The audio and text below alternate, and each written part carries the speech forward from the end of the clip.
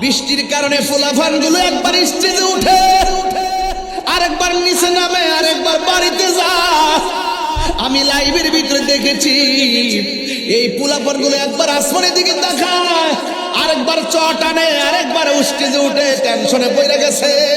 এই মাহফিলের জন্য এমনও হতে পারে হতাশ হইয়া আল্লাহর উপরে ভরসা কইরা যারা এমন ভাবে দূরছে আল্লাহকে পাওয়ার জন্য দৌড় আমার আল্লাহ বড় পছন্দ করে। ইব্রাহিম আলাইহিস সালাম ইসমাইল আলাইহিস সালামকে ডাক দিয়ে কয়, ও বাবা, আমি এখানে এসেছি, এখানে তোমার জবাই করতে চাই, তুমি কি বলো?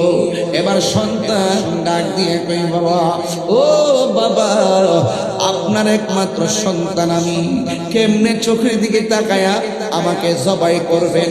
কেমনে চোখের দিকে তাকাইয়া আমার গলার মধ্যে ছুরি চালাইবেন?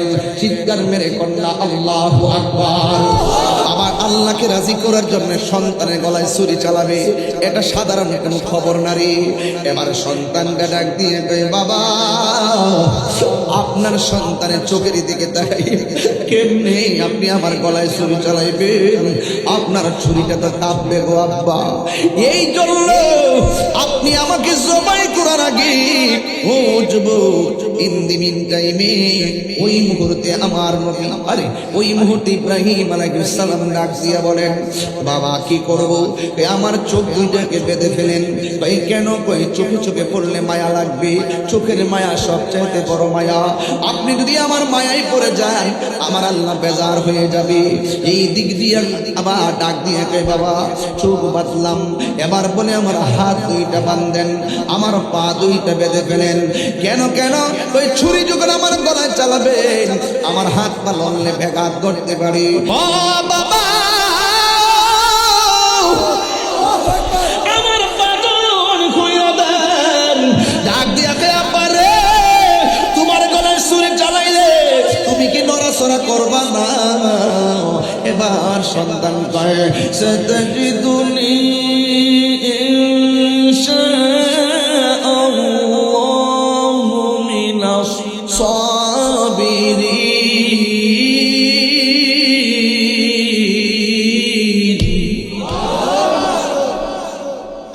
ও বাবা, আপনি আমাকে ধৈর্যশীলদের অন্তর্ভুক্ত পাবেন। ফালাম্মা আসলামা ফাতাল্লাহু লিল জাবিন। ফালাম্মা আসলামা ফাতাল্লাহু লিল জাবিন।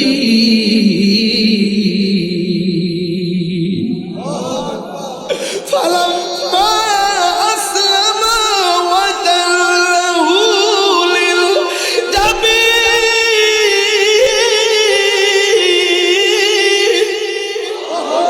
আসমান কাঁপতেছে। আল্লাহ কয়, জিবরাইল কই রে? ছুরি পাথরের মধ্যে টাচ করলে পাথর দুই ভাগ হয়ে যায়। তুই ইসমাইলের গলার মধ্যে লাগস না কেন? আপনি আমারে কইতাছেন লাগবার লাগাই একবার, আর উপর থেকে আমারে কয় খবরদার বন্ধুর গলায় লাগা যায় না। তিনবার করে আল্লাহু আকবার।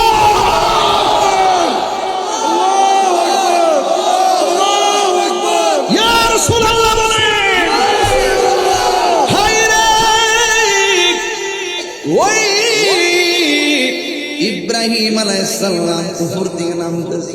আল্লাহু আকবার, আল্লাহু আকবার, সুবহানাল্লাহ করে দিলেন। ইব্রাহিম আলাইহিস সালাম শুনে কয়, লা ইলাহা ইল্লাল্লাহু আল্লাহু আকবার। জিবরাইল আলাইহিস সালাম তো বলে আইতেছে, আল্লাহু আকবার, আল্লাহু আকবার, আল্লাহু আকবার। আর ইব্রাহিম নবী শুনে কয়, লা ইলাহা ইল্লাল্লাহু আল্লাহু আকবার। আর সন্তানটা ছুরির নিচে পড়ে কয়, আল্লাহু আকবার, আল্লাহু আকবার, ওয়া লিল্লাহিল হামদ। জাহাঙ্গীর সুন্নি মিডিয়া, সত্যের সন্ধানে আমাদের পথ চলা। এই যে বৈরী আবহাওয়া, এখনো কিন্তু আবহাওয়া কঠিন, যে কোন মুহূর্তে বৃষ্টি আসতে পারে। তারপরও পশ্চিম থানা মহিলা জাগ্রত সংঘ, কারণ সংঘের নামই জাগ্রত সংঘ। ওরা জ্বর আসুক তুফান আসুক, ওরা পিছিয়ে যাওয়ার মতো সংগঠনের ফলাফল না। এই জন্য ওরা জাগ্রত ছিল, ওরা অ্যালার্ট ছিল, খুব সুন্দর করে সাজিয়েছেন। দেশ এবং প্রবাসের সবাই অনেক সহযোগিতা, মাশাআল্লাহ চলে আসতেছে সবাই না, মাশাআল্লাহ। এ না যে সুন্নি কথা কন ঠিক কিনা বল? আলহামদুলিল্লাহ, আলহামদুলিল্লাহ। আরে এটা স্লোগান হবে ইনশাআল্লাহ।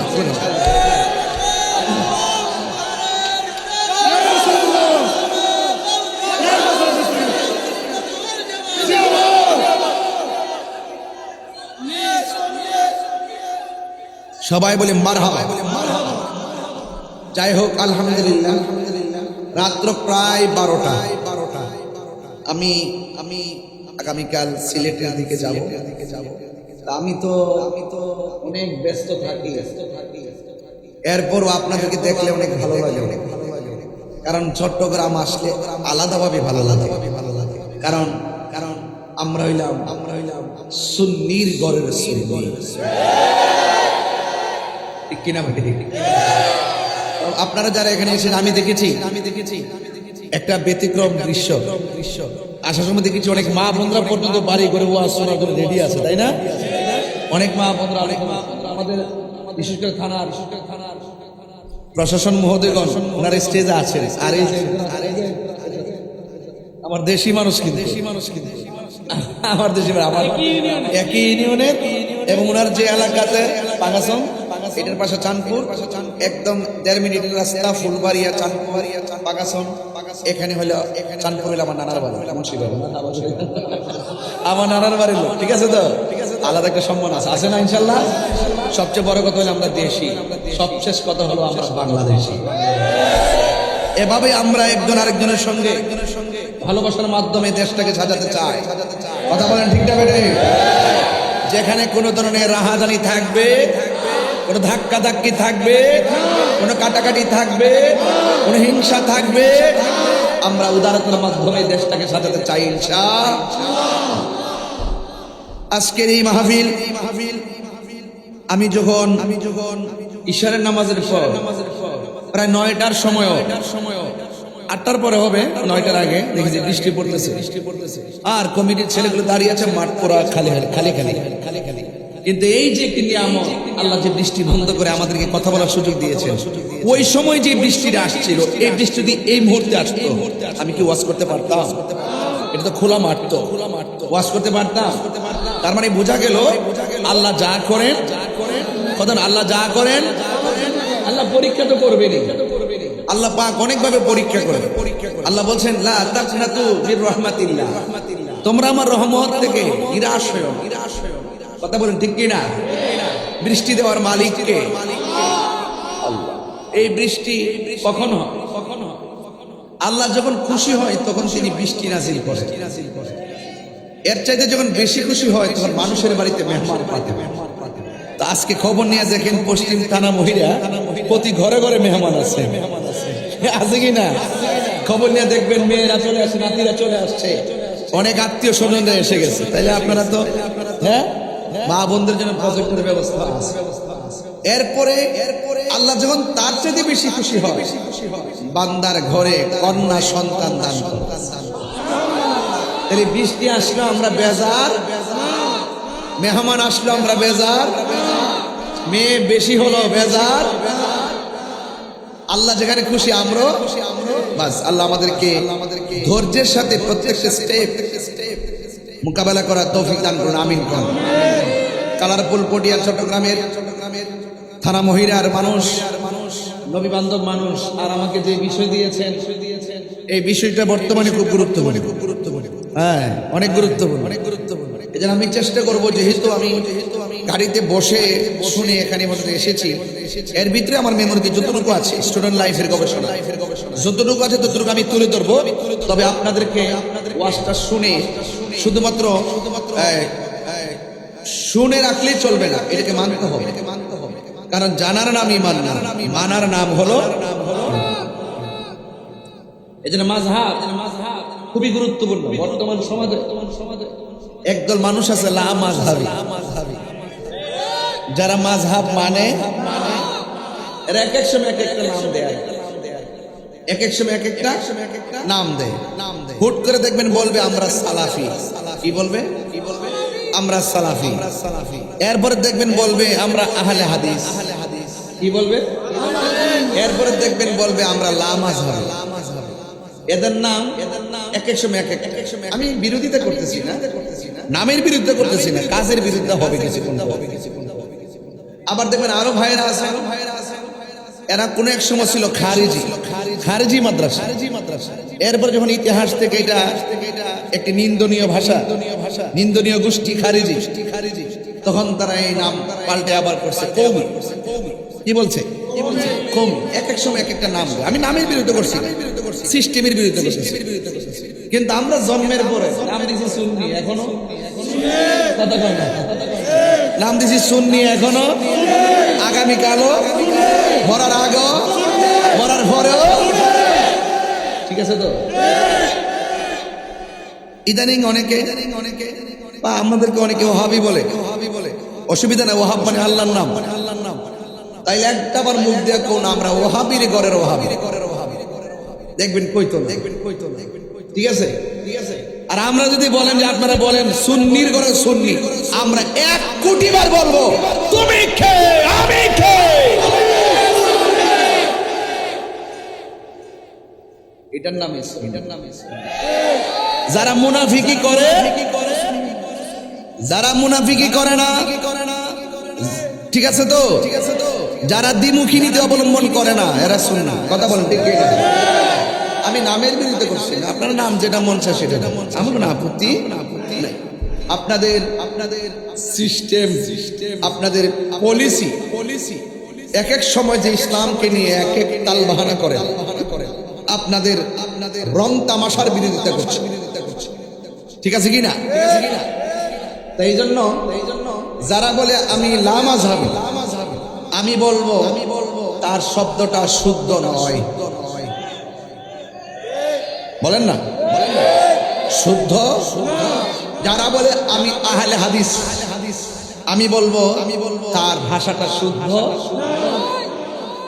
যারা বলে আমরা আহলে কোরআন, এই ভাষাটা শুদ্ধ। আমরা আহলে হাদিসও না, আমরা আহলে কোরআনও না। যারা বলে আমরা কোরআন মানি হাদিস মানি না, এই একটা গোষ্ঠীও দেশে আছে, এটার নাম হলো আহলে কোরআন। তাহলে আহলে কোরআন যারা বলে আমরা কোরআন মানি হাদিস মানি না, হাদিস নবীজির বানানো, নাউজুবিল্লাহ জোরে কথা কেন? এইভাবে দোহাই দিয়ে কয় স্বয়ং আল্লাহর পক্ষ থেকে যে এই কোরআন আমাদের জন্য আসছে, আমরা কোরআন মানি, এর বাইরে যাই না। ঠিক এইরকম কিছু লোক আছে যারা শুধু নারায়ে তাকবীর বলে, আল্লাহু আকবার বলে। ইদানিং রাজনীতিবিদদের মধ্যে ভাইরাসটা ঢুকছে। কিসে? নারায়ে তাকবীর, নারায়ে তাকবীর, আর কিছু কয় না। এই বীজ ঢুকছে আবার রাজনীতিবিদদের মধ্যে। আরে বেটা, নারায়ে রিসালাত না বললে তো নারায়ে তাকবীরের নারায়ে রিসালাতকে অস্বীকার করে, ওই স্লোগানকে অস্বীকার করে, তো আল্লাহু আকবার 1 কোটি বার বললে তো কাজ হবে না।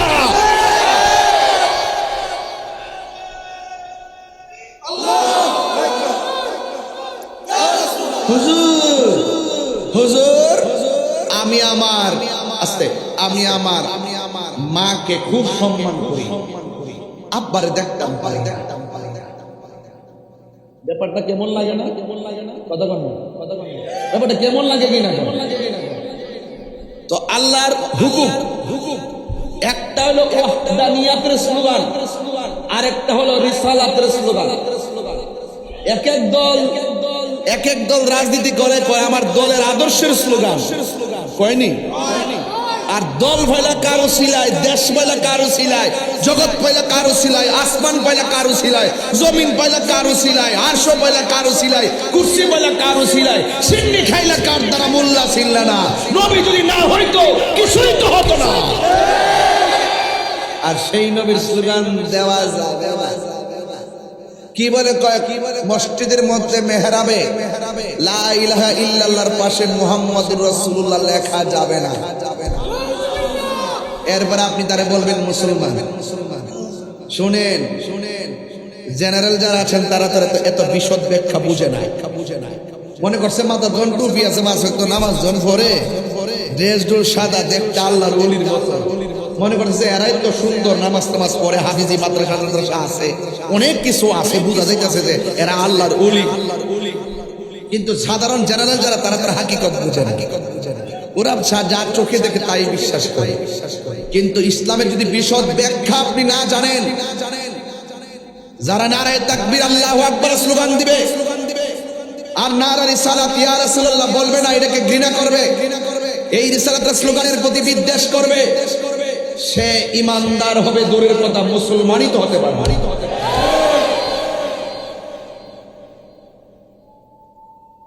মাযহাব খুব গুরুত্বপূর্ণ জিনিস। আস্তে আস্তে সামনে যায় আমার ভাইয়েরা। তাহলে আমরা আহলে কোরআনও না, আহলে হাদিসও না।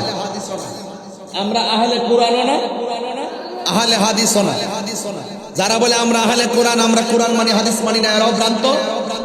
যারা বলে আমরা সহিহ হাদিস মানি, 86টা গ্রন্থ মানি, এর বাইরে যে গ্রন্থগুলো আছে সেগুলো মানি না, এর বাইরে যে হাদিস আছে এগুলো মানি না, তাদেরকে বলবো এই 86টা গ্রন্থের বাইরেও আরো একাধিক সহিহ গ্রন্থ আছে, হাদিস গ্রন্থ। তোমরা যদি ওইগুলোকে না মানো, ওই হাদিসগুলো কি বাদ?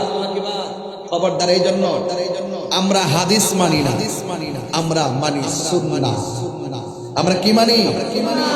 এমন কিছু হাদিস আছে যেগুলো হাদিস সহিহ, কিন্তু আমাদের জন্য মানা ফরজ না। বুঝতে পেরেছেন? এই জন্য আল্লাহর হাবিব সাল্লাল্লাহু আলাইহি ওয়াসাল্লাম বলছেন, আলাইকুম বিসুন্নতি ওয়া সুন্নাতিল খুলাফায়ে রাশিদিন আল মাহদিয়িন। আমি নবীর পথ, আমার খুলাফায়ে রাশিদিনের পথ, হেদায়েতের পথ। বুঝতে পেরেছেন? এই জন্য আমার ভাইয়েরা, মাযহাব খুবই গুরুত্বপূর্ণ। মাযহাব অর্থ কি? মাযহাব অর্থ হলো পথ, মাযহাব অর্থ হলো রাস্তা। মাযহাব অর্থ কি? রাস্তা, পথ। আর তাকলিদ মানে হলো অনুসরণ। মাযহাবের পথকে অনুসরণ। মাযহাবু তাকলিদুন ওয়াজিবুন। মাযহাবকে অনুসরণ করা ওয়াজিব। ইসলামের মূল ভিত্তি হলো চারটা। একটা হলো কোরআন, 2 নম্বর হলো সুন্নাহ, 3 নম্বর হলো ইজমা, 4 নম্বর হলো কিয়াস। কোরআন, হাদিস, ইজমা, কিয়াস। বলেন কোরআন, বলতে হবে কোরআন, হাদিস, ইজমা, কিয়াস। এই চারটাই কিন্তু শরীয়তের দলিল।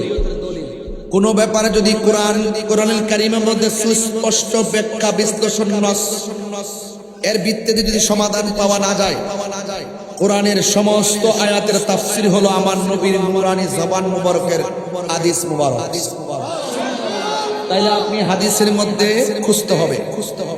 এই হাদিসের মধ্যে যদি খুঁজতে গিয়ে যদি এলোমেলো লেগে যায়, তাহলে কি করতে হবে? সাহাবায়ে কেরাম ইজতিহাদ করেছেন, এদেরকে বলা হয় মুজতাহিদ। ওনারা ইলমের ব্যাপারে খুব পারদর্শী ছিল। কোরআন সুন্নাহর ব্যাখ্যা তারা জানতেন, কোন মাসআলাটা কিভাবে ইস্তেমবাত করতে হবে তারা সেটাও অবগত ছিলেন। এটার উপরে তারা একটা সমাধান বের করতেন, এটা হলো ইজমা। এটা কি? ইজমা সাহাবাদের আমলের বিষয়গুলো ইজমার ভিত্তিতে মীমাংসা হয়ে গেছে।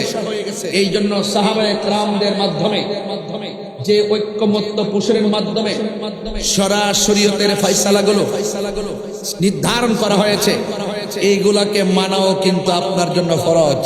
কথা বলেন ঠিক না বেঠিক? এরপরে চলে আসুন কিয়াস। আমাদের সমাজের এমন অনেক খুঁটিনাটি বিষয় আছে, এইগুলো অনুমান করে ধারণা করে কোরআন সুন্নাহর মাধ্যমে এগুলোকে খুঁজে বের করে মাযহাবের যে চূড়ান্ত কি রূপরেখা তৈরি হয়েছে। 4 জন প্রসিদ্ধ ইমাম ছিলেন আমাদের। একজন হলো ইমামে আযম আবি হানিফা রাহমাতুল্লাহি আলাইহি, ইমামে শাফি রাহমাতুল্লাহি আলাইহি, ইমাম মালিক রহমাতুল্লাহ আলাই, ইমাম হাম্বল রহমাতুল্লাহ আলাই, সংক্ষিপ্তভাবে আহমদ ইবনে হাম্বল আমি সংক্ষিপ্ত বলি, হানাফি, শাফি, মালিকি, হাম্বলি, এই চারজন প্রসিদ্ধ ইমাম, ওনারা কিন্তু এইগুলো বের করে আমাদের মাঝে সমাধান করে তুলে ধরেছেন। এখন প্রশ্ন হলো, আমরা যে এই কোরআন সুন্নাহর ব্যাখ্যা বিশ্লেষণগুলো যারা জানেন তাদের কাছ থেকে যে জেনে নেই এটা কোরআনের ভিত্তিতে কতটুকু গ্রহণযোগ্য। আল্লাহ রাব্বুল আলামিন কোরআনে বলেছেন, ফাসআলু আহলা যিকরি ইন কুনতুম লা তা'লামুন, যদি তোমরা কোরআনের হাকিকত না জানো, হাদিসের হাকিকত যদি না জানো, যিনি জানে তার কাছে যাও। ওই যে আমি জানি না, আমি জানার জন্য কাহার কাছে যাব, সেটাই হলো মাযহাব, সেটাই কি সঠিক পথ। এখন আমরা যে ইমামকে মানি, সেই ইমামকে আমরা মানি কিসের ভিত্তিতে? একজন ব্যক্তি হিসাবে মানি না, তিনি কোরআন সুন্নাহর আলোকে আমাদের মাঝে কোরআন সুন্নাহর বিশদ ব্যাখ্যা বিশ্লেষণ এমন ভাবে তুলে ধরেছেন যেগুলোর সাথে কোনো কোরআন সুন্নাহর সাংঘর্ষিক না। কোরআনের মধ্যে আল্লাহ বলেছেন, আতিউল্লাহ ওয়া আতিউর রাসূলা ওয়া উলিল আমরি মিনকুম। আল্লাহ বলছেন, তোমরা আমি আল্লাহর আনুগত্য করো, রাসূলের পাকের অনুসরণ করো, ওয়া উলিল আমরি মিনকুম, আল্লাহর বন্ধু যারা হক, যারা খালেস, যারা জ্ঞানী, যারা আল্লাহকে নিয়ে গবেষণা করেন, যারা রাসূলুল্লাহকে নিয়ে গবেষণা করেন, যারা কোরআন সুন্নাহ নিয়ে গবেষণা করেন, আল্লাহকে রাজি করে বান্দা থেকে বন্ধু হয়, তাদেরকে তোমরা অনুকরণ করো। তাহলে বোঝা গেল, আমি প্রথম বলছিলাম মাযহাব অর্থ পথ, তাকলিদ অর্থ অনুসরণ। তাইলে বোঝা গেল কোরআন সুন্নাহর জ্ঞান জানার জন্য যিনি জানেন তাকে অনুসরণ করা। যদি আমি না জানি, যিনি জানেন তার কাছে যাওয়া, তার কাছ থেকে জেনে নেওয়া। আমি তো অন্ধ, আমি তো জানি না, আমি তো বুঝি না, যিনি জানেন তার কাছে যাওয়ার নির্দেশনা এটা একান্ত আমার সিদ্ধান্ত নয়, এটা আল্লাহ পাকের সিদ্ধান্ত। কথা বলেন ঠিক কিনা?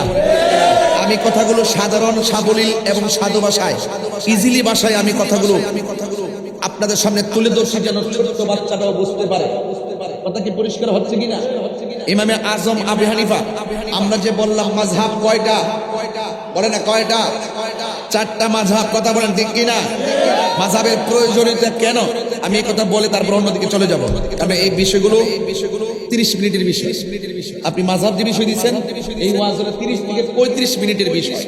এর বাইরে এটা নিয়ে আলোচনা কত করা যাবে। এরপর আপনি যদি এক একটা দেন, বেতের দেন, তারাবি দেন, কেন কোনটা কিভাবে পড়ব, মাসালাগুলো দেন, এটা হলো ভিন্ন একটা এজেন্ডা। আমি মাযহাবটা বলবো। তাহলে এখন আমরা যে বললাম মাযহাব কয়টা, আপনারা মনোযোগ আছে? এই কথাগুলো বোঝার দরকার আছে। বলেন ইসলামের মূল ভিত্তি কয়টা? বলেন কোরআন, বলেন কোরআন, হাদিস, ইজমা, কিয়াস। কোরআন অস্বীকার করতে পারবেন, হাদিস অস্বীকার করতে পারবেন, ইজমা অস্বীকার করতে পারবেন, কিয়াস অস্বীকার করতে পারবেন। এগুলো শরীয়তের দলিল, অস্বীকার করার কোনো সুযোগ নাই। 2 নম্বর হলো কোরআন সুন্নাহর আলোকে যারা আমাদের সামনে বিশদ ব্যাখ্যা তুলে ধরে কোরআনের একটি রূপরেখা আমাদের সামনে তুলে ধরেছেন, সেই প্রখ্যাত ইমামে আজম আবু হানিফা নুমান ইবনে সাবিত, ইমামে আজম আবু হানিফা রাহমাতুল্লাহ আলাইহি, তিনি যে আমরা যে চারটা মাযহাব উল্লেখ করেছি, এর মধ্যে 1 নম্বর হলো ইমামে আবু হানিফা রাহমাতুল্লাহ আলাইহি। আমরা কিন্তু হানাফি মাযহাবের অনুসারী। কথা বলে ঠিক কিনা? একজন যদি বলে আমি 4 মাযহাবই মানি, এটা শুদ্ধ নয়। আপনি যে কোনো একটা মানতে হবে। 4 মাযহাব মানলে ইবাদতের মধ্যে গন্ডগোল লেগে যাবে। বুঝতে পেরেছেন? এবং 4 মাযহাবই হক। 4 মাযহাব কি হক? এরা কেউ কোনো বিপরীত নয়। এই জন্য কেউ কোনো না কোনো মাযহাবকে অনুসরণ করতে হবে, তাইলে আপনি ইসলামের ফাউন্ডেশনটা পেয়ে যাবেন। বুঝতে পেরেছেন? তাইলে ইমামে আজম আবু হানিফা রাহমাতুল্লাহ আলাইহি, তিনি যে আমাদের মাযহাবের ইমাম, তিনি কি হাদিসের বাইরে মতামত দিয়েছেন? তাইলে আসেন, তিনি অনেকে বলে আপনারা যে হানাফি মাযহাব করেন, হানাফি মাযহাব যদি বলে থাকেন আর আপনাদের ইমাম যদি আবু হানিফা রাহমাতুল্লাহ হয়, তাইলে আপনাদের মাযহাব হলো হানাফি, তাহলে ইমাম আবু হানিফার মাযহাব ছিল কি? এইরকম একটা প্রশ্ন করে মনে হয় যে না আমরা এটা আবিষ্কার করছি। না, এই কথাটা আমরা ইমামে আজম আবু হানিফা রাহমাতুল্লাহর জবান মুবারক থেকে শুনবো। তিনি নিজের জবান মুবারকে বলছে, ইজা সহাল হাদিসু ফাহুয়া মাযহাবি। যখন সহিহ হাদিস পাওয়া যাবে, হাদিসটা যখন সহিহ হবে, হাদিসটা যখন কি হবে? সহিহ হবে, ফাহুয়া মাযহাবি, এটাই হলো আমার মাযহাব। চিৎকার মেরে কোন সুবহানাল্লাহ। কি কথা কি পরিষ্কার হয়েছে? তাহলে ইমাম আবু হানিফা রাহমাতুল্লাহর মাযহাব হাদিস, যে হাদিসগুলো সহিহ, যে হাদিসের মানদণ্ড ওকে, তিনি হাদিসের বিশ্লেষণ বুঝতেন। তিনি আল্লাহকে একাধিকবার স্বপ্ন দেখেছেন। যার চোখ থেকে আল্লাহ গোপন নাই, তিনি কি সাধারণ আপনার মতো আমার মতো মানুষ নাকি? তিনি এত এলেমের অধিকারী ছিলেন। বলছে ইজা সহাল হাদিসু ফাহুয়া মাযহাবি, যে যখন হাদিসটা সহিহ হবে এটাই হলো আমার মাযহাব। এখন কথা হলো হাদিস সহিহ হলে এটাই হলো আমার মাযহাব। এখন পেশটা কোথায়? এখন আসেন পেশটা কোন জায়গায় লাগে দেখেন। এখন প্রশ্ন হলো, আল্লাহ পাক রব্বুল আলামিন কোরআনুল কারীমের মধ্যে বলেছেন, ফাগসিলু ফুজুহাকুম ওয়া আইদিয়াকুম ইলাল মারাফিকি ওয়ামসাহু রুউসাকুম ওয়া আরজুলাকুম ইলাল কাবাইন। আল্লাহ রাব্বুল আলামিন বলছেন, যখন তোমরা ওযু করবে, হে ঈমানদারগণ, তোমরা যখন ওযু করবে, ওযু করার সময় মুখমণ্ডল ধৌত করো, হাতের কোণয় পর্যন্ত ধৌত করো। মাযহাবটা কেন দরকার বাবারা লক্ষ্মী? আমি কিন্তু এই ওয়াজগুলো করি না, আমি কিন্তু এই ওয়াজে অভ্যস্ত না। আমার ওয়াজ হলো বিভিন্ন ঘটনা বলি, সান্তান বইলা যায়। অনেকে আবার ধারণা করতে পারে যে হুজুর মনে হয়, হুজুর স্টাইল মনে হয় ওয়াজই করে, ঘটনা গজল গজল লেগে না। আমরা তো আর বাবা এরই ক্ষেত থেকে উঠতেছি। যদি কিছু না থাকতো ডাব্লিউ মার্কা মৌলবীরা কোন দিন তাহিরির উড়াই দিবে। এই যে আমি যে কথাগুলো বলতেছি, কথাগুলো কি বুঝে আসতেছে কিনা? এগুলা কিন্তু আমি বাড়ি থেকে পড়েছি এমন না, স্টুডেন্ট লাইফের গবেষণা থেকে বলছি, সাবধানতার সাথে বলছি। একটা কথাও কিন্তু আপনি ফেলে দিতে পারবেন না। আল্লাহ বলছেন, ইয়া আইয়ুহাল্লাযিনা আমানু ইযা কুমতুম ইলাস সালাহ ফাগসিলু ওয়ুজুহাকুম ওয়া আইদিয়াকুম ইলাল মারাফিকি ওয়ামসাহু বিরুউসিকুম ইলাল ও আরজুলাকুম ইলাল কাবাইন। এই যে দেখেন, একের পর এক আল্লাহ বলছেন, তোমরা যখন নামাজে দাঁড়াবে তোমরা মুখমণ্ডল কি করো? কথা বলো, মুখমণ্ডল কি করো? মাযহাবটা কেন প্রয়োজন শুনেন কিন্তু। তোমরা কি করো? মুখমণ্ডল এবং হাতের কনুই পর্যন্ত। এখন মাথার চার ভাগের এক ভাগ, এবং এখানে বলতেছেন এবং তোমরা পায়ের গিরালি পর্যন্ত মাসে করো। এখন প্যাস লাগছে কিন্তু। বুখারী শরীফের মধ্যে রাসূল পাক সাল্লাল্লাহু আলাইহি ওয়াসাল্লাম এক জায়গায় প্রথম খণ্ডে এক জায়গায় বলছে তোমরা পায়ের গিরালি পর্যন্ত মাসে করো। আবার এই বুখারী শরীফের মধ্যেই আরেক জায়গায় আল্লাহ রাসূল বলছেন তোমরা পায়ের গিরালি পর্যন্ত দৌত করো। হ্যাঁ, পা দৌত করার হাদিসটাও সহিহ, পা মাসে করার হাদিসটাও সহিহ। এখন আপনি যাবেন কোথায়? কোনটা আমল করবেন? যখনই কোনো এই যে সহিহ হাদিস নিয়ে যখন মানদণ্ডের সহিহ হাদিস নিয়ে যখন দুইটা পাওয়া গেছে, এখন আপনি কোনটা আমল করবেন? তখন ইমামদের মধ্যে ইখতিলাফ শুরু হয়েছে। এই ইখতিলাফ করতে গিয়ে ও প্রত্যেক ইমামগণ যার তার রায় দিয়েছেন, রায় দেওয়ার ভিতরে পা দৌত করাটাই সাব্যস্ত হয়েছে দলিলের ভিত্তিতে, এবং এমন ভাবে চারটি মাযহাব উৎপাদন হয়েছে, প্রত্যেকে যার যার দলিল দিয়েছেন। আপনি যার যে মাযহাব অনুসরণ করেন আপনি সেটাকে অনুসরণ করে যাবেন। এই জন্য বলা হয়েছে মাযহাবু তাকলিদুন ওয়াজিবুন, মাযহাব অনুসরণ করা হলো ওয়াজিব। চিৎকার মেরে বলেন সুবহানাল্লাহ। কথা কি পরিষ্কার আছে নাকি কোনো ধরনের পেশ লাগতেছে? বোঝা গেল হাদিস সহিহ হলেই গ্রহণ করা যাবে না। কিছু কিছু হাদিস আছে সহিহ। আল্লাহ নবী সাল্লাল্লাহু আলাইহি ওয়াসাল্লাম একাধিক বিয়ে করেছেন। কয়টা বিয়ে করেছেন? 11টা। আল্লাহ রাসূল 11টা বিয়ে করেছেন। অথচ আল্লাহর কোরআন বলছে কয়টা বিয়ে করার জন্য? আমাদেরকে কয়টা বিয়ে? মাসনা সুলাসা রুবা। এই যে আল্লাহ পাক বলছে 1টা 2টা 3টা 4টা, তোমরা সর্বোচ্চ 4টা বিবাহ করো। কয়টা বার বিয়ের কথা বলা হয়েছে? 4টা কথা বলা হয়েছে।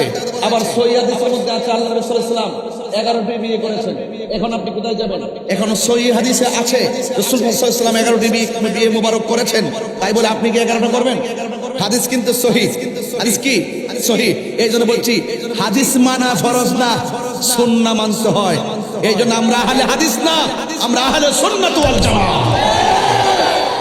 বুঝতে পেরেছেন?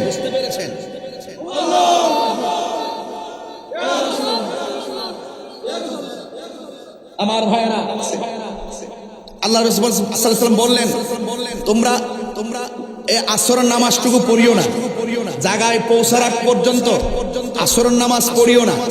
এখন সাহাবায়ে কেরাম রওনা দিয়েছেন দুই গ্রুপ, এক গ্রুপ ওখানে যায়া পড়ছে, নবী বলছে ওখানে পৌঁছার আগ পর্যন্ত তোমরা আসর পড়িও না।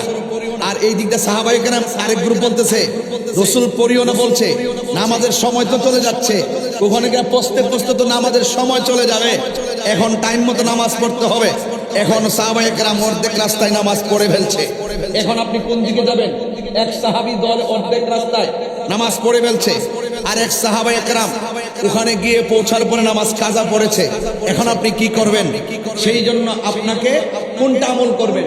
তাইলে বোঝা গেল সাহাবায়ে কেরাম রাসূল সাল্লাল্লাহু আলাইহি ওয়াসাল্লামের কথাটাকে তাবিলের মাধ্যমে, তাশরিহের মাধ্যমে, দালাইলের মাধ্যমে অ্যাকসেপ্ট করে তারা তাদের মতো করে তাদের যে নামাজ সংক্রান্ত যে মতামত এটা প্রদান করেছে। যেহেতু রাসূলুল্লাহকে অনুসরণ করা আমাদের জন্য কর্তব্য, এই জন্য তাহলে বোঝা গেল সাহাবায়ে কেরামদের মধ্যে কোনো সময় রাসূল সাল্লাল্লাহু আলাইহি ওয়াসাল্লামের হাদিস বুঝার ক্ষেত্রে অনেক সময় দুই ভাগ হয়ে যেত। বুঝতে পেরেছেন? তাই বলে কোনো সাহাবীকে মন্দ বলার সুযোগ নাই। কারণ কেন সুযোগ নাই? কারণ এই জন্য সুযোগ নাই, কারণ সাহাবায়ে কেরাম হলো আকাশের নক্ষত্র তুল্য। চিৎকার মেরে বলেন সুবহানাল্লাহ। বুঝতে পেরেছেন কিনা আমার কথা? এই জন্য অনুরোধ করে বলবো, আজকে যারা রমজান মাস আসলে দেখবেন এক শ্রেণীর মানুষ আপনার এলাকায় প্রবেশ করবে, এলাকায় প্রবেশ করে দেখবেন কিভাবে ফতোয়া দেওয়া শুরু করবে। তারাবির নামাজ 8 রাকাত। আপনার এলাকায় মনে এই গ্রুপটা নাই? হ্যাঁ, আছে কিনা? তাদেরকে কারা কারা চিনেন একটু হাত তুলে না, দেখি না। চিনেননি তাদেরকে? 2 হাত সোজা করেন। এমন 8 রাকাত পড়েন না লোক আছে না নাই? আরো জোরে বলেন, আছে না নাই? আছে। এরা দেখবেন রমজান মাসে বের হবে। এখন কিন্তু আর তাদেরকে খুঁজে পাওয়া যাবে না। এখন তাদেরকে খুঁজে পাওয়া যাবে না। এখন আপনারা একটু বলুন তো, পটিয়ার মানুষ, তারাবির নামাজ কি 8 না 20? এদিকে আওয়াজ কম হয়েছে, এদিকে কম হয়েছে। তারাবি কি 8 না 20? এখন 20 কি নবীজি পড়ছে? কথা বলো। আর নবী 20 রাকাত পড়ছে, আবার 34 রাকাত পড়ছে। নবীজি অনেকবার পড়ছে। এখন প্রশ্ন হলো 20 হলো কেন? কি 20 হলো কেন? 20 হলো এটাই, সাহাবায়ে কেরামদের মধ্যে একজন সাহাবী যার ব্যাপারে আমার নবী বলেছেন, আমার পরে যদি কোনো নবী আসতো তাইলে সেই নবীটা হয়তো হযরত উমর রাদিয়াল্লাহু তাআলা আনহু। দেখলেন আল্লাহর হাবিব এক এক সময় এক এক রাকাত পড়ছেন, এক ভাবে পড়ছেন, 20%, 20%, 36%, এক এক সময় এক এক রাকাত পড়েছেন। রাসূল কেন পড়েছেন? আরে বাবা, 5 রাকাত নামাজের ব্যাপারই তো আল্লাহর হাবিব মেরাজ থেকে 55 রাকাত দিকে কমায়া 5 ওয়াক্তের 55 ওয়াক্ত কমায়া 50 ওয়াক্ত কমায়া 5 ওয়াক্ত এনেছে। আল্লাহর হাবিব এক এক সময় এক এক ভাবে তারাবি পড়ছে কেন? রাসূল আশঙ্কা করেছেন আমি যদি নিয়মিত পড়ি এটা হইতে আমার উম্মতের উপরে ওয়াজিব হয়ে যেতে পারে। এই জন্য রাসূল এক এক সময় এক এক ভাবে পড়েছেন। এখন তাহলে সাহাবায়ে কেরাম কোন দিকে যাবেন? সাহাবায়ে কেরামের মধ্যে একজন সাহাবী হযরতে উমর ফারুক রাদিয়াল্লাহু তাআলা আনহু, তিনি 20 রাকাত তারাবির জামাত সহকারে পড়লেন। আল্লাহর হাবিব এসে দেখলেন তিনি 20 রাকাত জামাত সহকারে পড়লেন। তখন আল্লাহর হাবিব সাল্লাল্লাহু আলাইহি ওয়াসাল্লাম বললেন, হে উমর, তুমি কতই না সুন্দর রীতি চালু করেছো। রাসূল এটাকে সমর্থন দিয়েছেন। এটার উপরেই উমর রাদিয়াল্লাহু তাআলা নামাজ পড়েছেন, রাসূল এটাকে সমর্থন এবং পছন্দ করেছেন। অন্যান্য সাহাবায়ে কেরাম একমত হয়েছেন। এটার নামই হলো ইজমা। সাহাবায়ে কেরামের মাধ্যমে যে ইজমা হয়েছে, ইজমাকে অনুসরণ করা উম্মতে মুহাম্মাদের জন্য কর্তব্য। কথা বলেন ঠিক না?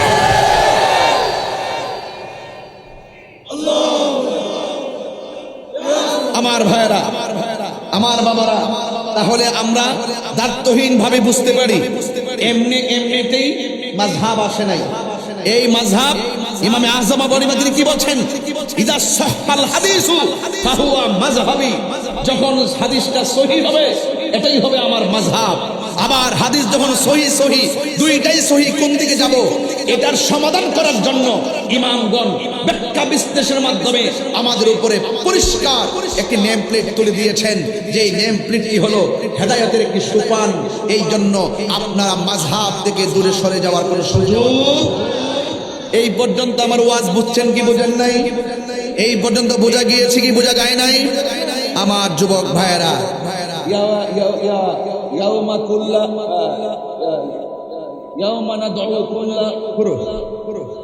ইয়াউমা নাদউ কুল্লা উনাসিম বিইমামিহিম, সুবহানাল্লাহ জোরে কয় না, আর জোরে কয় না সুবহানাল্লাহ। হাশরের ময়দানে আল্লাহ পাক রব্বুল আলামিন প্রত্যেককে কাফেলাকে ডাক দিবে যার যার ইমামের নাম ধরে, জোরে কয় না সুবহানাল্লাহ। তাইলে ইমামের কথা আছে তো, এগুলোর ব্যাখ্যা বিশ্লেষণে হয়তো আমি এখন গেলাম না, তবে এতটুকু বলবো, ফিতনা ফসাদে আমরা কাহারও কথা কান দিব না। আমাদের আকাবের গুলো যেইভাবে আমাদেরকে, এগুলো কিন্তু আমাদের হুজুররা ঘরে বসে বসে ক্লাসে বসে বসে মূল থিম দিয়ে দিত, মূল নলেজটা ঢুকাই দিত, যে এই নলেজটা 80 বছরের পর এটা মাথায় থাকবে, এইভাবে মূল কিছু কথা বলে দিতেন। এই জন্য হয়তো আমি আপনাদের সামনে সেই কথাগুলো তুলে ধরছি, আপনাদের স্টুডেন্ট যারা ছাত্র আছেন তাদেরকে বেসিক নলেজটা দেওয়ার জন্য। আপনারা বলুন, মাযহাব মানার দরকার আছে না নাই? আবার যারা বলে আমরা মাযহাব মানি না, হ্যাঁ, এরাই কিন্তু আবার শাইখ পূজারী। কি পূজারী? শাইখ পূজারী। তা আমরা শাইখে কইছে, আর শাইখের হাড়ির মধ্যে কুত্তায় মুখ দিছে। আলিফের নামে কুতুব জানে না, খালি আহলে হাদিস নাম লাগাইতে পারলে লা মাযহাবী লাগাই, ওই নামের আগে সুদ দিয়া দেয় শাইখ, নামের আগে কি দিয়া দেয়? এই সমস্ত লা মাযহাবী আহলে হাদিসদের শাইখের যে গুরুত্ব ছিল, এই শাইখের গুরুত্বের হাড়ি আছে একটা, হাড়ির মধ্যে কুত্তায় মুখ দিছে। এই জন্য এদের মুখের কথাতে কোনো রস নাই, আর কথার মধ্যে কোনো দলিলও নাই, আছে শুধুমাত্র ইসরাইলের দালালি করা। কথা বলে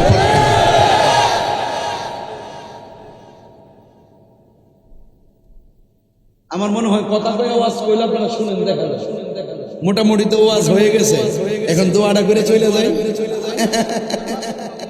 বলেন মারহাবা গো, 30 মিনিট হইছে তো, মারহাবা গো। এই দেখেন একদম 30 মিনিট শেষ হয়ে গেছে, শুধুমাত্র মাযহাবটা বুঝাইতে যাইয়া। আমি যদি সুর দিয়া বলতাম এগুলো অনেক টাইম লম্বা হইতো। এরপরে বলবো তারাবি কি 8 না 20? এটা কিসের ভিত্তিতে হয়েছে? ইজমা। এটা কিসের ভিত্তিতে হয়েছে? ইজমা। সাহাবায়ে কেরাম এই বিষয়ের উপরে কি দ্বিমত না একমত? এটাই হলো আমাদের জন্য আবশ্যক। তাইলে কোরআন, হাদিস, ইজমা, কিয়াস। আমি হাদিস বলি না, আমি বলি সুন্নাহ। কোরআন, সুন্নাহ, ইজমা, কিয়াস। কোরআন, সুন্নাহ, ইজমা, কিয়াস। এই জন্য আমরা এগুলো কিন্তু শরীয়তের দলিল, আমরা কখনো এটাকে অস্বীকার করতে পারবো না। এবার আসুন, এই মাসটা চলতেছে, এমন একটি মাস, এই মাসের ভিতর দেখবেন ওই লা মাযহাবীরা এসে ডেলিভারি দিব, কইব যে মহিলারা যদি মাসিক হয়, কাপড় চোপড় যদি অপবিত্র হয়, অপবিত্র কাপড় নিয়েও ঈদগাহে গিয়ে যেতে হবে। এই মৌলবীরাই বলবো, এই মৌলবীরাই বলবো।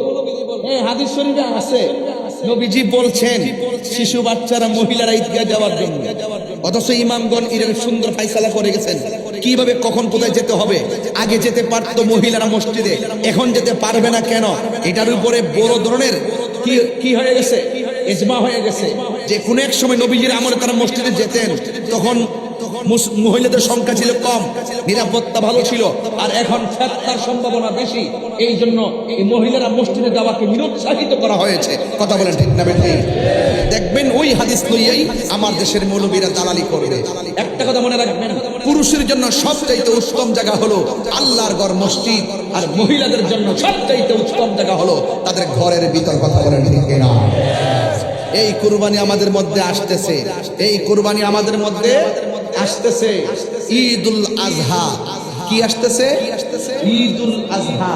ঈদুল আজহা আসলে দেখবেন ফতুয়ার কি যে ডেলিভারি দিবে এক একজন, তাদের ডেলিভারিতে প্রতিষ্ঠিত হয়ে যাব আমরা। আমার ভাইয়েরা, ঈদুল আজহা, ইউসুফ আলাইহিস হযরতে, এই পৃথিবীর মধ্যে যদি আপনি বাঁচতে চান, পরীক্ষার সম্মুখীন হতে হবে। পরীক্ষা ছাড়া কিন্তু আপনি কামিয়াব হতে পারবেন না। আল্লাহ বলছেন, আমি আল্লাহ তোমাদেরকে পরীক্ষা করব, ভয় দিয়ে পরীক্ষা করব, ক্ষুধা দিয়ে পরীক্ষা করব, আমি তোমাদেরকে রোগ বিমার দিয়ে পরীক্ষা করব, আমি তোমাদেরকে রোগ বিমার দিয়ে পরীক্ষা করব, আমি তোমাদেরকে তোমাদের মাল নুকসান দিয়ে পরীক্ষা করব, ইত্যাদি পরীক্ষার মধ্যে যদি তোমরা যদি কি হতে পারো, ধৈর্য ধারণ করে থাকতে পারো, তবে তোমাদের জন্য রয়েছে জান্নাতের শুভ সংবাদ। কথা বলেন ঠিক না বেঠিক? এই জন্য এই কুরবানের সৈন্য কুরবানি ঈদকে সামনে রেখে মাযহাবের আলোকে কিছু মাসআলাগুলো এই ঈদ উপলক্ষে কিছু কথা আছে, এইগুলো আমি ভিতরে ঢুকিয়ে গঠনমূলক কিছু দিক নির্দেশনা দিয়ে যাব। আপনারা বলুন তো দেখি, কুরবানি করব কার নৈকট্য লাভের জন্য? আরো বড় করে, কার নৈকট্য লাভের জন্য? আল্লাহর নৈকট্য লাভের জন্য। আরে বাবা, ঘরের বা কিংবা বনের পশু নয়, নিজের ভিতরে যে রিয়া আছে ওই রিয়াকে কুরবানি করতে হবে, অহংকারকে দাফন করতে হবে, হিংসাকে দাফন করতে হবে। আমার দেশের লামাযহাবীরা এমন ভাবে কথা কয় গুমটা লাগাইয়া, মনে হয় যেন সাহাবায়ে কেরামের আমলও তাদের কাছে ফেল। হাদিস শরীফের মধ্যে আছে, পৃথিবীতে এমন একটা সময় আসবে তাদের ইবাদত দেখলে মনে হইব সাহাবায়ে কেরামের ইবাদত ফেল। মূলত কিন্তু এদের ইবাদত কোনো কাজে আসবে না। আমিনাতুন নাসিবাতুন তাসলা নারান হামিয়া, কাট্টি পরিমাণ আমল করার পরও দুজুকের মধ্যে যেতে হবে একমাত্র অহংকার এবং লৌকিকতা থাকার কারণে। কথা বলেন ঠিক কিনা? আমার ভাইয়েরা, এবার আসেন পরীক্ষা কি জিনিস। ইব্রাহিম আলাইহিস সালামকে আল্লাহ রাব্বুল আলামিন 10টা পরীক্ষা করেছেন। জোরে কোন কয়টা? 10টা পরীক্ষা করেছেন। ইব্রাহিম আলাইহিস সালাম 10টা পরীক্ষার মধ্যে তিনি পাস করেছেন। এই জন্য তিনি কি আল্লাহ পাক বলেছেন খলিলুল্লাহ। কি বলেছেন? আর আমার নবীকে আল্লাহ রাব্বুল আলামিন কোনো পরীক্ষা করে নাই, বিনা পরীক্ষায় আল্লাহ রাব্বুল আলামিন তার বন্ধু নবীকে বলেছেন হাবিবুল্লাহ। চিৎকার মেরে বলুন না সুবহানাল্লাহ।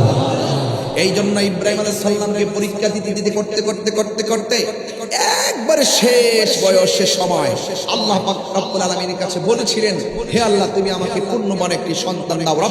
রব্বি হাবলি মিনাস সালিহিন, আমাকে তুমি একটি সুন্দর সাবলীল এবং নেককার একটি সন্তান দান করো। আল্লাহ রাব্বুল আলামিন সেই দোয়া কবুল করেছেন। এই জন্য যাদের সন্তান হয় না, যাদের সন্তান প্রয়োজন, ছেলে সন্তান মেয়ে সন্তান, আল্লাহর কাছে এই দোয়াটা বেশি বেশি করে পড়বেন, রব্বি হাবলি মিনাস সালিহিন, হে আল্লাহ, আমাকে পূর্ণবান নেককার সন্তান দান করো। এই জন্য বলুন, আওয়াজ করে বলুন, সন্তান দেওয়ার মালিক কে? একটা সন্তান যাই দিয়েছেন অনেক বছর পরে হঠাৎ করে আল্লাহর পক্ষ থেকে আওয়াজ আসলো। আল্লাহ ডাক দিয়ে কয়, ইব্রাহিম, অনেক পরীক্ষা তোমাকে করেছি, এবার আমি আরেকটি পরীক্ষায় তোমাকে অ্যাডভাইস করছি। তোমার যে সন্তান আছে, এই সন্তানটাকে নিয়ে এমন একটা জায়গার মধ্যে তুমি যাবে, যে এই জায়গার মধ্যে কোনো ধরনের গাছপালা নাই, কোনো মানুষ নাই, নিবিড় অরণ্য, একাকী একটি জায়গায় যাও। এবার সন্তানটাকে নিয়ে ঘর থেকে বের হয়ে গেলেন, কিছু শুকনা খাবার নিয়ে গেলেন, মস্কের মধ্যে কিছু পানি নিয়ে গেলেন, সাথে ছিলেন হাজেরা। সন্তানকে নিয়ে এমন এক জায়গায় গেলেন, জনমানবহীন শূন্য জায়গা, যেখানে শুষ্ক বালুকাময় প্রান্তর, যেখানে কোনো পাখালি নাই, যেখানে কোনো ধরনের মানুষ নাই। ওই জায়গার ভিতরে দুইজন, আর মাঝখানে হলো সন্তান নিয়ে তিনি সেখানে গেলেন। হাজেরা ডাক দিয়ে বলছেন, স্বামী হে, এমন একটা জায়গায় এসেছি, যদি খাবার না থাকে আমরা খাবো কি? আল্লাহ আমাদেরকে খাওয়াবে। হঠাৎ করে ইব্রাহিম আলাইহিস সালাম বললেন, হে হাজেরা, তোমার সন্তান নিয়ে তুমি এখানে থাকো, এখান থেকে আমাকে অনেক দূরে চলে যেতে হবে। এবার হাজেরা বলছেন, আমি একা, আমার সন্তান ছোট, আমি একা এখানে কিভাবে থাকবো? আপনি কি আপনার স্বইচ্ছায় চলে যাচ্ছেন নাকি অন্য কোনো ইশারা আছে? ইব্রাহিম আলাইহিস সালাম বললেন, হাজেরা, আমি আমার স্বইচ্ছায় যাচ্ছি না, আমি যাচ্ছি একমাত্র আমার আল্লাহ পাকের ইশারায়। চিৎকার মেরে কন্যা সুবহানাল্লাহ। এই তো সামনে মাত্র 14 দিন আর 15 দিন আছে। এই মুহূর্তে যদি এই বিষয়ে ওয়াজ না করি, অনেকে বলবেন যে হুজুরদের কিছু কথা হলে বলা দরকার ছিল। এই জন্য আমি কথাগুলো বলছি। এবার হাজেরা কি বলে আমার ভাষায় একটু শুনেন। হযরতে হাজেরা রাদিয়াল্লাহু তাআলা আনহা বলেন, হাজেরা আলাইহিস সালাম বলেন, ও স্বামী, আল্লাহর হুকুমে আপনি আমাকে এই এমন একটা জায়গার মধ্যে এনেছেন, যেই জায়গার ভিতরে মানুষ নাই, পানি নাই, কূপ নাই, বাজার নাই, গাছ নাই। স্বামী, আল্লাহর হুকুমে ঘর থেকে জনমানবহীন শূন্য জায়গায় এসেছেন, আর এখন আপনি আমাকে আল্লাহর হুকুমে একান দিকে রেখে যাচ্ছেন। আমি প্রথম বলেছিলাম আমি কিভাবে এখানে থাকবো, এখন আমি আপনাকে অভয় দিচ্ছি। আল্লাহ যদি আমাকে আমার দুধের জাদুমণিকে, দুধের বাচ্চাকে এখানে রেখে আপনাকে চলে যাইতে বলে, আমি হাজরা বললাম আপনি চলে যান। এতক্ষণ আমি যেই শঙ্কা করেছিলাম এখন আমি আর টেনশন করি না। আল্লাহ যদি আমাকে এখানে রাইখা আপনাকে চলে যাওয়াটা পছন্দ করেন, আমি হাজারার বিশ্বাস করু আমার আল্লাহ আমাকে এবং আমার সন্তানকে না খাওয়ায়া মারবে না। রিজিক দেওয়ার মালিককে, এই মুহূর্তে বৃষ্টি বন্ধ রেখেছেন কে? ও বন্ধু শুনে যান, একটু ঘটনা করি তারপর বিশ্লেষণ করব। এবার ইব্রাহিম আলাইহিস সালাম চলে গেলেন। হাজরা রাদিয়াল্লাহু তাআলা, ওই হাজরা আলাইহিস সালাম ওই মরুভূমির ভিতরে তিনি সন্তান নিয়ে আসেন। খাবার ছিল একমাত্র অল্প, মস্কের ভিতরে কোনো পানি নাই, এমন ভাবে পানি শুকাইয়া গেছে। আর মস্কের পানি শুকাইয়া গেল, মস্কের পানি শেষ হয়ে গেল। হাজরা বলেন, ও পৃথিবীর মানুষ, আমার স্তনের দুধ এক পর্যায়ে শুকাইয়া গেছে, জিহ্বার থুতু গুলা পর্যন্ত শুকাইয়া গেছে। ও পৃথিবীর মানুষ, আমার সন্তানটা পানির জন্য কান্না শুরু করলো, গলা শুকাইয়া গেছে। একটা কথা মনে রাখবেন, সন্তান যদি ক্ষুধার্ত থাকে, মার মুখের লুকমাটা পর্যন্ত সন্তানের মুখের ভিতরে ঢুকাইয়া দেয়। সন্তানের যদি কিডনি না থাকে, মার কিডনিটা সন্তানের জন্য দিয়ে দিতে কোনো দেরি করে না। এবার হাজরা আলাইহিস সালাম বলেন, আমি আমার সন্তানটা যখন আমার বুকের দুধ পাই না, আমার জিহ্বা থেকে পানি পাই না, আমি দেখলাম কি করব। একবার ডানে তাকাইলাম, আরেকবার বামে তাকাইলাম, কোথাও কোনো মানুষ নাই, কাফেলা নাই। হঠাৎ করে আমি দেখলাম একটা ঝর্ণার মতো পানি উঠতেছে, দেখলাম চিকচিক করতেছে। এবার দেখলাম ঝর্ণার মতো পানি উঠতেছে। আমি সন্তানটারে ওই জায়গার মধ্যে রেখে আমি সোজা চলে গেলাম ঝর্ণার কাছে। কিন্তু ঝর্ণার কাছে গিয়ে দেখি এই জায়গার মধ্যে কোনো পানি নাই, সেই জায়গার ভিতরে মরুভূমির বালুগুলা রৌদ্রের কারণে চিকচিক করতেছে। হাজরা আলাইহিস সালাম বলেন, আমি মনে করেছি ওই জায়গায় মনে পানি, গিয়ে দেখলাম কোনো পানি নাই। সেই জায়গায় দৌড়াইয়া গেছি, ওই জায়গাটার নাম হলো সফা। এই জায়গায় যখন দেখলাম পানি উতলাইতেছে, গিয়ে দেখলাম বালুগুলা চমকাইতেছে, কোনো পানি না পাইয়া হতাশ হয়ে গেলাম। আরেকবার আমি সামনে তাকাইলাম, সামনে তাকাইয়া দেখি পানিগুলা উতলাইতেছে। ওই জায়গার মধ্যে আমি আবার দৌড়াইয়া গেলাম। দৌড়াইয়া যাওয়ার পর আমি ওই জায়গার মধ্যে পৌঁছলাম। পৌঁছে দেখলাম ওই জায়গার ভিতরে কোনো পানি নাই। রৌদ্রের তাপের কারণে মরুভূমির বালুগুলো চমকাইতেছে, কিন্তু আমি পানি না পাইয়া হতাশ হয়ে গেলাম। প্রথম পাহাড়ের নাম হলো সফা, দ্বিতীয় পাহাড়ের নাম হলো মারওয়া। এই পৃথিবীর মধ্যে অনেক নিদর্শন আছে, এর মধ্যে একটা নিদর্শন হলো সাফা, আর একটা নিদর্শন হলো মারওয়া। আল্লাহ রাব্বুল আলামিন কোরআনের মধ্যে বলে দিয়েছেন, ইন্নাস সাফা ওয়াল মারওয়াতা মিন শাআইরিল্লাহ। আল্লাহ রাব্বুল আলামিন বলেন, নিশ্চয়ই সাফা এবং মারওয়া আল্লাহর নিদর্শন সমূহের মধ্যে অন্যতম নিদর্শন। হাজরা গেল সাফা, পানি নাই, চলে গেল মারওয়া, পানি নাই। ওই মারওয়া থেকে আবার সাফা আসলো, পানি নাই। ওই সাফা থেকে আবার মারওয়া গেল, একবার, দুইবার, তিনবার, চারবার, পাঁচবার, ছয়বার, সাতবার দূর দিয়ে কোনো পানি পাই না। দুইটা হাত আল্লাহ দরবারে বাড়ায় দিল, হাত উঠতে উঠতে মাথার উপরে চলে গেছে। আমার আল্লাহ জিবরাইল আলাইহিস সালামকে ডাক দিয়া বলেন, জিবরাইল যাও, হাজরার কাছে যাও, আমি আল্লাহ হাজেরার দুধগুলারে বড় পছন্দ করছি রে। কিয়ামত পর্যন্ত এখানে কাবায় যারা আসবে তাওয়াফ লাগাইয়া জমজমের পানি মুখের মধ্যে লইয়া সাফা মারোয়ার মাঝে দৌড়াদৌড়ি করা লাগবে রে। এই ফাগুনের দৌড় আমি আল্লাহর কাছে বড় পছন্দ লেগেছে। পটিয়ার বাবা বৃষ্টির কারণে ফুলাফান গুলো একবার স্টেজে উঠে, আরেকবার নিচে নামে, আরেকবার বাড়িতে যা। আমি লাইভের ভিতরে দেখেছি এই ফুলাফান গুলো একবার আসমানের দিকে তাকায়, আরেকবার চট আনে, আরেকবার স্টেজে উঠে টেনশনে পড়ে গেছে। এই মাহফিলের জন্য এমনও হতে পারে হতাশ হইয়া আল্লাহর উপরে ভরসা কইরা যারা এমন ভাবে দূরছে আল্লাহকে পাওয়ার জন্য দৌড় আমার আল্লাহ বড় পছন্দ করে।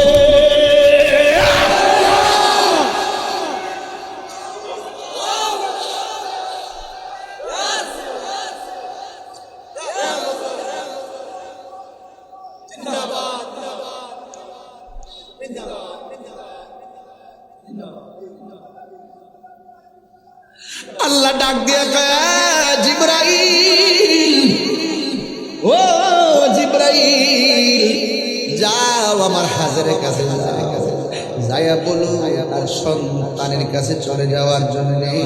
সন্তানের নাম হলো ইসমাইল। সোজা চলে গেছে।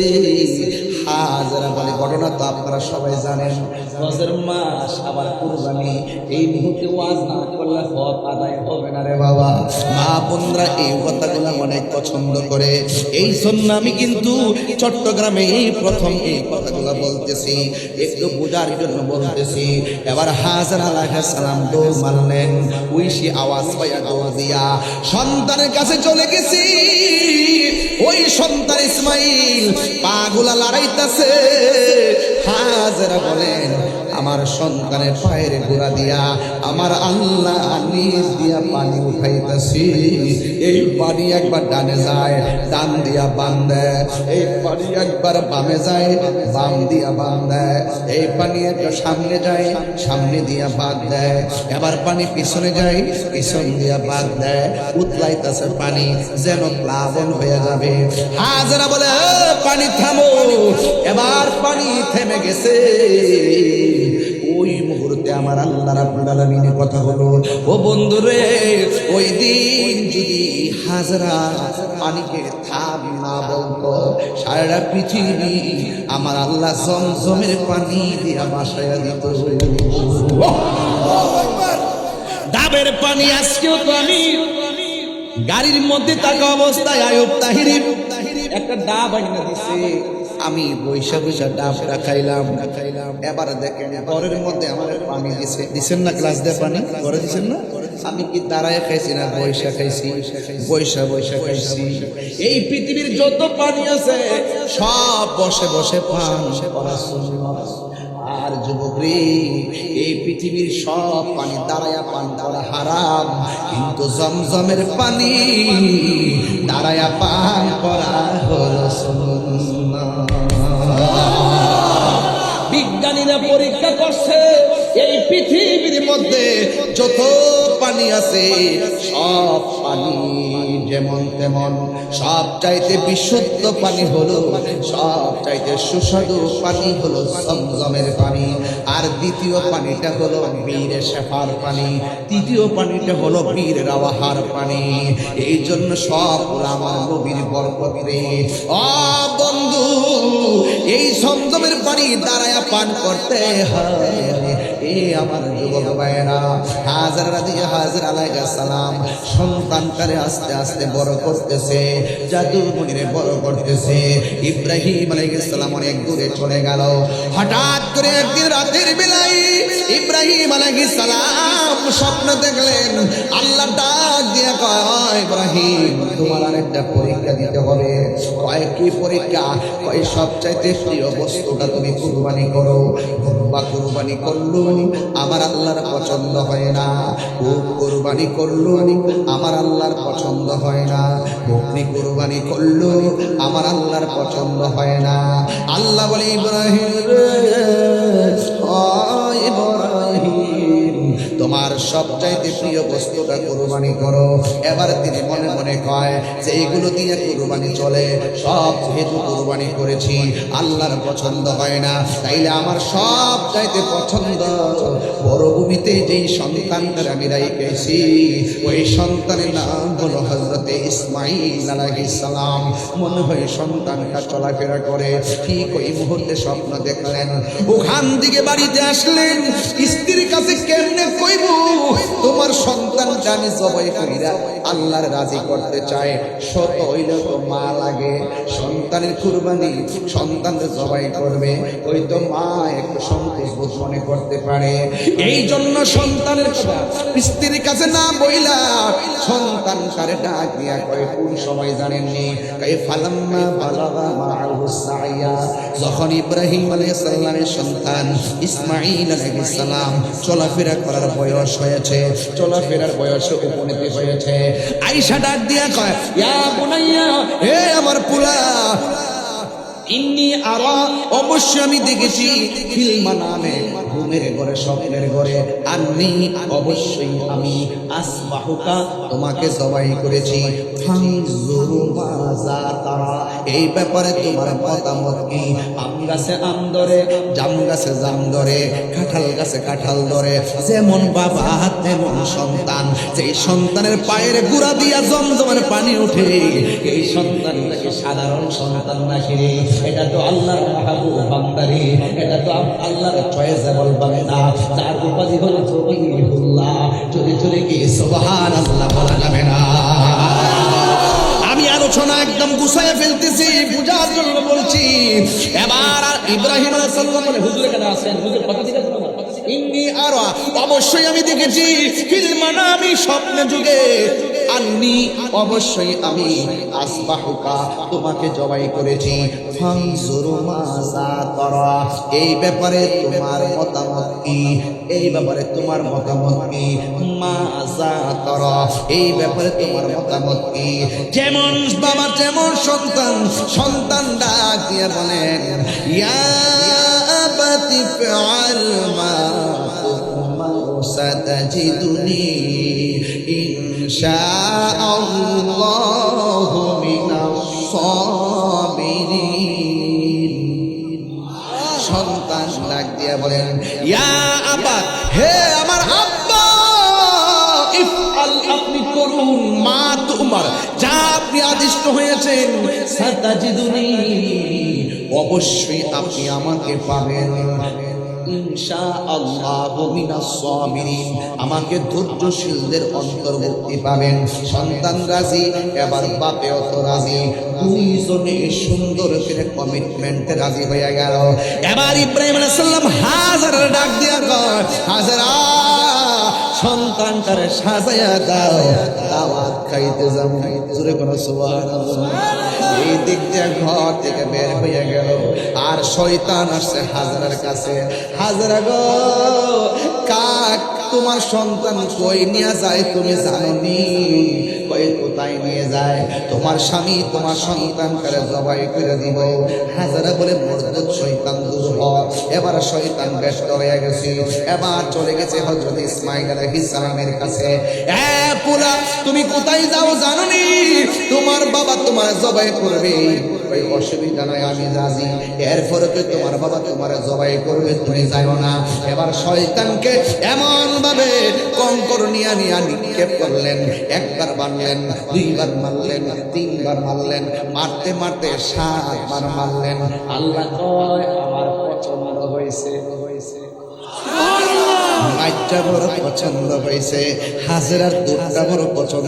বুঝছেন, হজটা কিন্তু একটা ইমানি পাগলামি, কথা বলা ঠিক যাবে।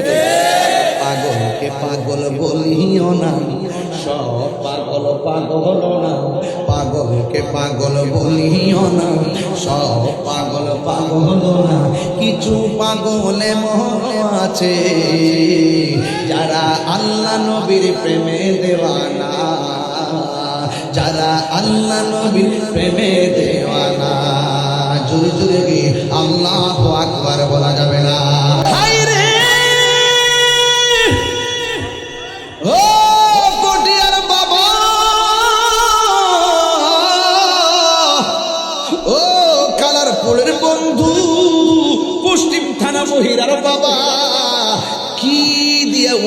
চাই তাই, আল্লাহ কয় বড় পছন্দ হয়েছে। গভীর মনোযোগ, হাইরে ওই মিনা প্রান্তরে সন্তানকে নিয়ে তিনি চলে গেলেন। ওই মুহূর্তে যাওয়ার পর এবার সন্তানকে তার বাবা ডাক দিয়ে কয়, ইব্রাহিম আলাইহিস সালাম ইসমাইল আলাইহিস সালামকে ডাক দিয়ে কয়, ও বাবা, আমি এখানে এসেছি, এখানে তোমার জবাই করতে চাই, তুমি কি বলো? এবার সন্তান ডাক দিয়ে কই, বাবা, ও বাবা, আপনার একমাত্র সন্তান আমি, কেমনে চোখের দিকে তাকায়া আমাকে জবাই করবেন? কেমনে চোখের দিকে তাকাইয়া আমার গলার মধ্যে ছুরি চালাইবেন? চিৎকার মেরে কন্যা আল্লাহু আকবার। একদম নীরব হয়ে যান, এই কথাগুলো মহব্বতের সাথে শুনবেন, এটা সাধারণ না। ওই মুহূর্তে আকাশ কাঁপছিল, স্তব্ধ হয়ে গেছিল। বাবা আল্লাহকে রাজি করার জন্য সন্তানের গলায় ছুরি চালাবে, এটা সাধারণ কোনো খবর না রে। এবার সন্তানকে ডাক দিয়ে কয়, বাবা, আপনার সন্তানের চোখের দিকে তাকাই, কেমনে আপনি আমার গলায় ছুরি চালাইবেন? আপনার ছুরিটা তো কাঁপবে গো আব্বা। এই জন্য আপনি আমাকে জবাই করার আগে, ও যুবক, ইন দি মিন টাইমে ওই মুহূর্তে আমার নবী, আরে ওই মুহূর্তে ইব্রাহিম আলাইহিস সালাম ডাক দিয়া বলেন, বাবা কি করব? আমার চোখ দুইটাকে বেঁধে ফেলেন। কই কেন? কই চোখে চোখে পড়লে মায়া লাগবে, চোখের মায়া সবচাইতে বড় মায়া। আপনি যদি আমার মায়ায় পড়ে যান, আমার আল্লাহ বেজার হয়ে যাবে। এই দিক দিয়ে আবার ডাক দিয়ে কই, বাবা চোখ বাঁধলাম। এবার বলে আমার হাত দুইটা বাঁধেন, আমার পা দুইটা বেঁধে ফেলেন। কেন কেন? ওই ছুরি যখন আমার গলায় চালাবেন, আমার হাত পা লড়লে ব্যাঘাত করতে পারে। এবার হাত বাঁধলেন, পা বাঁধলেন, বাঁধার পরে ফালাম্মা আসলামা ওয়া তাল্লাহু লিল জাবিন, বাবাও রাজি, ছেলেও রাজি। এবার ওয়া তাল্লাহু লিল জাবিন, সন্তানটারে কাইত করে শোয়াইলো, শোয়াইয়া ছুরিটারে ধার দিয়া ইন দি মিন টাইমে যখন গলার মধ্যে ছুরিটা চালাইব, ওই মুহূর্তে সন্তানটা বাবারে ডাক দিয়ে কয়, ও বাবা, শুইবার আগে বলছি আমার চোখের মধ্যে বাঁধন দেন, আমার হাতের মধ্যে বাঁধন দেন, আমার পায়ের মধ্যে বাঁধন দেন, যেন আমি নড়তে না পারি। কিন্তু আমার গলায় ছুরি চালাইবার আগে আপনার কাছে আমার শেষ দুইটা কথা আছে। জবান খুলে কোন কয়টা? দুইটা কথা আছে। এক নম্বর, আপনি আমার যখন জবাই করবেন, আমার গায়ের মধ্যে যেই রক্ত মাখা জামাটা আছে, এই জামাটা রক্ত মাখা নিয়ে আমার মার সামনে নিয়ে তুলে ধরবেন, বলবেন বনের শ্রীগালে টাইন্না সিরাগিরা খাইয়া নিয়ে গেছে। অথবা এই জায়গাটা আপনি এই কাপড়টা আমার মারে দিবেন, মা হয়তো রক্ত মাখা জামাটা দেখা মনের ভিতরে শান্তি পাইতে পারে। আমারে যদিও না পায় এই জামাটা দেখা, তাইলে মনের দুঃখ জ্বালা নিবাইতে পারবো। এই কথা বইলা নিবেদন করলেন। একটা কথা মনে রাখবেন, এই পৃথিবীতে মা ওই মা ছাড়া কেউ সন্তানের দরদ বুঝে না রে। এই পৃথিবীর মা এমন মা, যেই মা বিয়ে সন্তানের দরদ আর কেউ বুঝে না। ও বন্ধুগণ, ইদ্দিমিন টাইমে বলে দিয়ে যায়, আমি তাহিরি শুধুমাত্র বলে দিয়ে যায়, মা বাবার মনে কখনো কষ্ট দিও না, মা বাবার মনে কখনো দুঃখ দিও না। মা সন্তানটার বিদায় দিছে, কিন্তু মনে মনে আল্লাহর কাছে কত কথা জানে কইছি, মার ফোন তো মানে না। এই জন্য আমি অনুরোধ করে বলে দিয়ে যায়, মা হইল গড়ে, বাবা হইল মিনার প্রান্তরে, ছুরিটা দাঁড় করতেছি। এবার সন্তান কয়ে, বাবা গো, 2 নম্বর কথা কোনটা জাননি? কয়ে কোনটা রে বাবা? 2 নম্বর কথা হলো, আপনি আমার জবাই করবেন। আমি শুইবার আগে বলছিলাম হাতে বাঁধন দেওয়ার জন্য, শোয়ার আগে বলছিলাম পায়ে বাঁধন দেওয়ার জন্য, শোয়ার আগে বলছিলাম চোখে বাঁধন দেওয়ার জন্য। ও বাবা, আমার গলায় এখন ছুরি চালাইয়েন না। ছুরিটা চালাইবার আগে আমার চোখের বাঁধনটা খুলে ফেলেন, আমার পায়ের বাঁধন খুলে ফেলেন, আমার হাতের বাঁধন খুলে ফেলেন। ইব্রাহিম আলাইহিস সালাম তো ইসমাইল, তুমি দি বলছিলা বাঁধার জন্য, আবার তুমি কেন খোলার জন্য বলতেছো? এবার ইব্রাহিম আলাইহিস সালামকে তার সন্তান ইসমাইল আলাইহিস সালাম ডাক দিয়া কয়, ও বাবা, আল্লাহ আল্লাহকে সন্তুষ্টি করার জন্য আপনিও রাজি আমিও রাজি। ফালাম্মা আসলামা, দুইজন রাজি হয়ে গেছে। ও বাবা, আপনি যদি আমাকে হাত পাও বান্দা জবাই করেন, পৃথিবীর সব মানুষ কিয়ামত পর্যন্ত বলবে ইসমাইল জবাহের মধ্যে রাজি ছিল না। ইব্রাহিম আলাইহিস সালাম সন্তানকে জোর করে বান্দা জবাই করছে। ও বাবা, আমার বাদন কইরা দেন, ডাক দিয়া কে পারে তোমার গলায় ছুরি চালাইলে তুমি কি নড়াচড়া করবা না? এবার সন্তান কয় সাতাজিদুনি ইনশাআল্লাহু মিনাস সাবিরিন।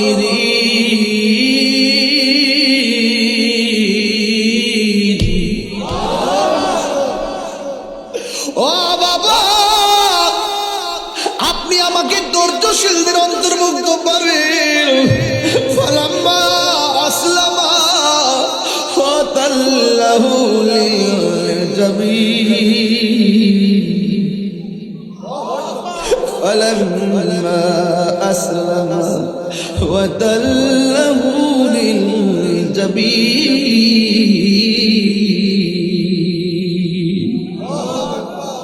فلما أسلم وتله للجبين।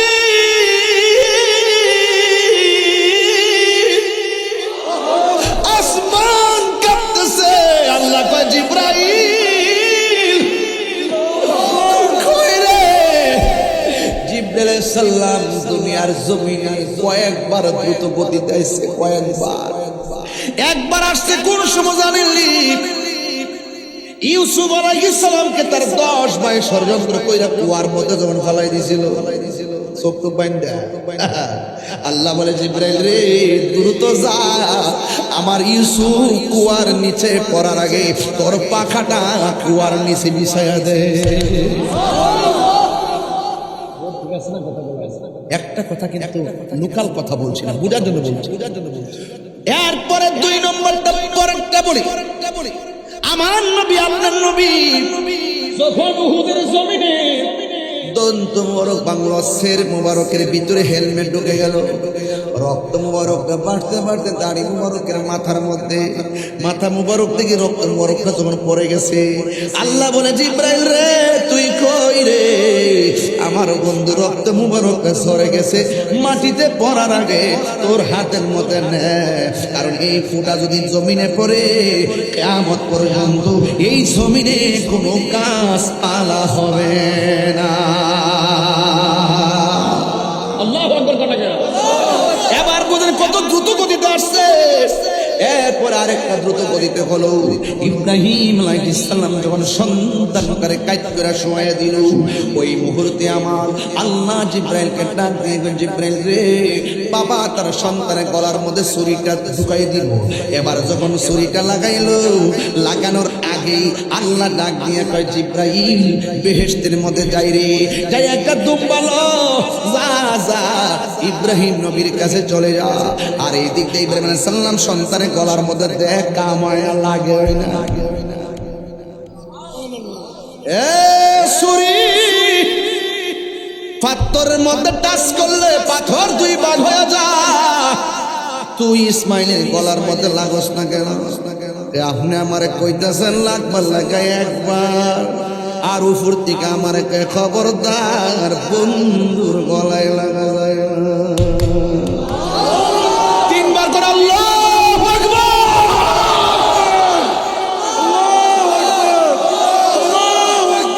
ইয়া রাসূলুল্লাহ বলেন, হায় রে,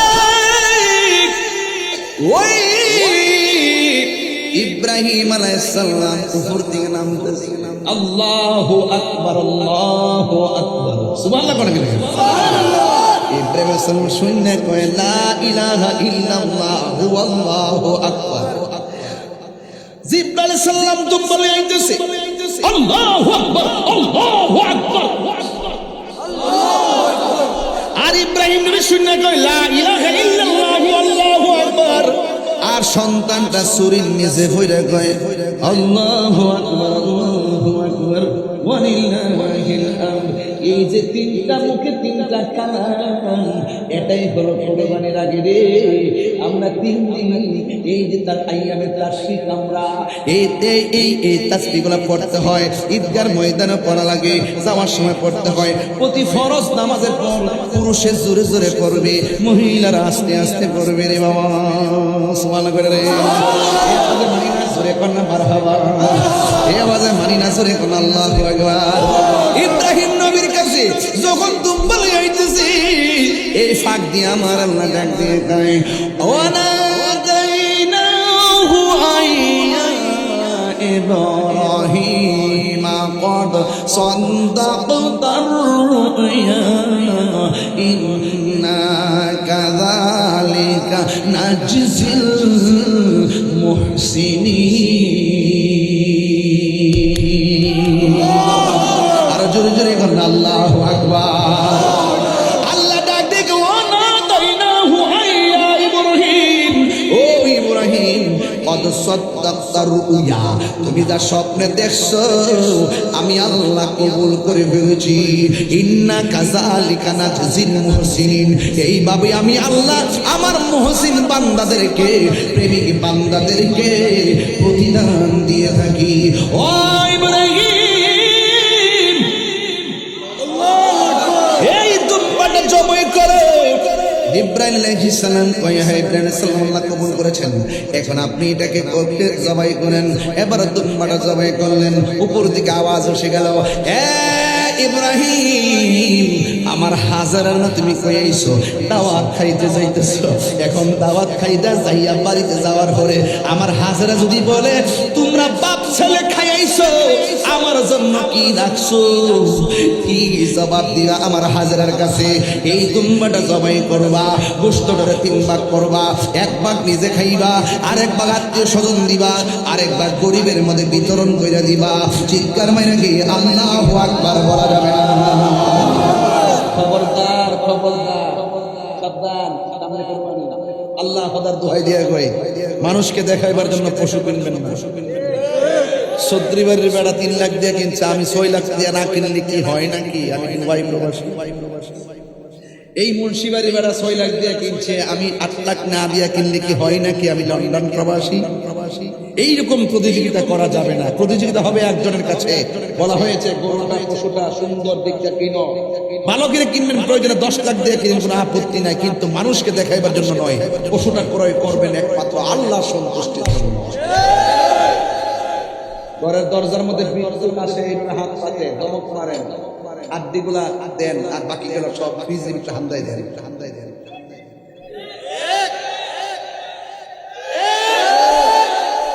মানে একদম জবাই করার পর ওই রান্না দিয়া দেয় আর কলিজারি খুললা দেখে তাকে রান্না দাও।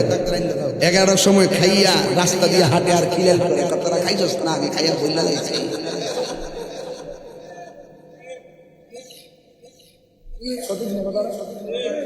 আপনার দরকার ছিল আপনার সমাজের গরিবের নাকের ভিতরে আপনার গোশতের, আপনার বাড়ির রান্নার পাকানো গোশতের গ্রান যাওয়ার আগে আপনার দরকার ছিল ওই গরিবের ঘরে আপনি গোশতটা পৌঁছে দিয়ে সমান তালে আনন্দ ভাগ করা। কথা বলে ঠিক কিনা?